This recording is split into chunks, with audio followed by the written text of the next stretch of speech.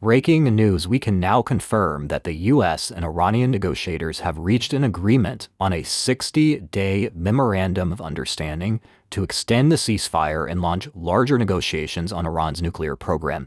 This is significant. Sources are telling us that it is now awaiting Trump's final approval, and the signing of this agreement would be the most significant breakthrough since the war started. But a final agreement that addresses Trump's nuclear demands would still require further talks. So this is a memorandum of understanding. It's significant. And I spoke to a senior administration official at length Sunday, and they were emphatic, saying, no dust, no deal. So if they reach this, you would think that there's a deal on the dust, the enriched uranium.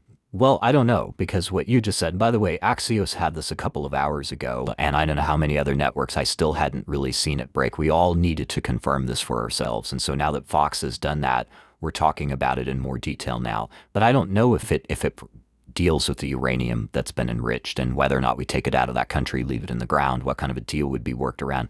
The president has said that if we don't deal with that aspect, then it's not a good deal for the United States. What this to me is about is that Strait of Hormuz. I mean, that's what this is telling me. And because it's a 60-day ceasefire and we're not that far into this one, right? We're about 55 days or so into this one. So it's almost doubling the time that anybody might have thought we would have done it. And this is about money and resources. They had to open up their internet a couple of days ago in Iran. They are getting crushed economically. They do a lot of commerce. Well, all of our countries do online. They weren't able to do that. That was not, by the way, for giving the citizenry more freedom on the internet. No, they can't move anything out of their Iranian ports because of the U.S. blockade. So they got to try to do business a different way. And Marcus, I see you nodding at me. This comes down to money. And we're taking that real live look of ships that are waiting to kind of get through the Strait of Hormuz, what that could look like. If this loosens up oil, remember, UAE just pulled out of OPEC and OPEC Plus.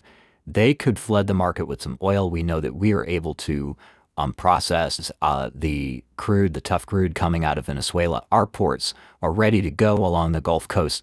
This could be a huge impact in the oil industry, bring down prices pretty quickly and flood the market with oil. I think it's really interesting. I don't know, though. They just tried to hit one of our bases in Kuwait, and Kuwait had to intercept that Iranian missile.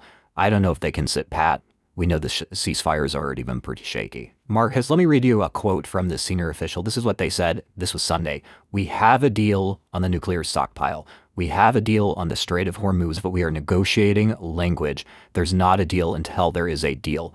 And they said it'd be 5, 6, or 7 days. This tracks with that, and it would be monumental. It charged with it, but it's still not a deal yet. And I think that's important. And when you look at one thing that I always want to remind everybody, we went to Iran because we have a zero tolerance policy for nuclear weapons. Right? But we are at a point where the economic crisis is starting to brew a little bit. Inflation came out this morning at 3.2, 3.3. That's problematic. Energy seems to be stabilizing a little bit. Oil dropped a little bit this morning. But when you look at what that strait does to boats, to baskets, to balance sheets, to a lot of different things, consumers are starting to really feel it. And in the summer, we know that oil prices go a lot higher just because demand is a lot higher.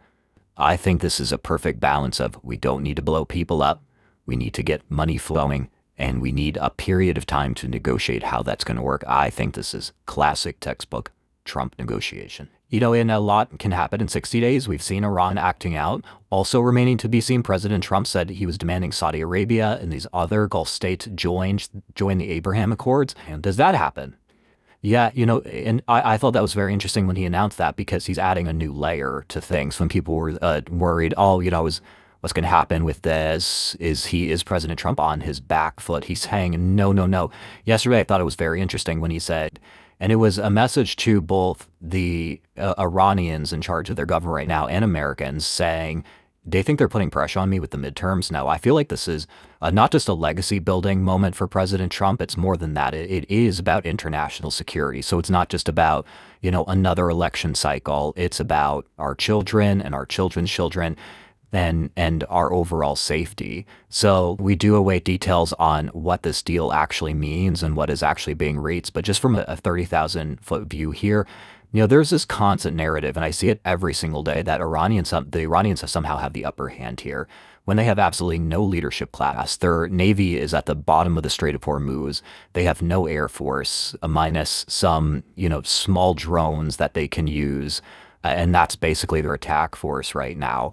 And the internet being turned on has given us another level of insight into the fact that the Iranian government is also facing internal pressure. Remember that part of this whole war was started, and at the beginning of it, we were thinking that maybe the Iranian people could rise up and take things over themselves. I don't know if that's going to happen, but it's certainly not off the table if you read some of the messages saying that they feel like prisoners, that they are deeply upset with their own government, and speaking out about it in the face of public hangings that are happening right now is something to be seen. They have to be armed. Yeah, no doubt. Imreza is Suri that's not armed. Rosanna, I flash. If you zoom out 30,000-foot view here, if in fact you do have countries like Saudi Arabia and others join the Abraham Accords, if you do have a deal on the nuclear uranium, this would shift the balance of power in the Middle East. It would be a legacy-defining moment for this presidency. I think that's what everybody is hoping for around the world.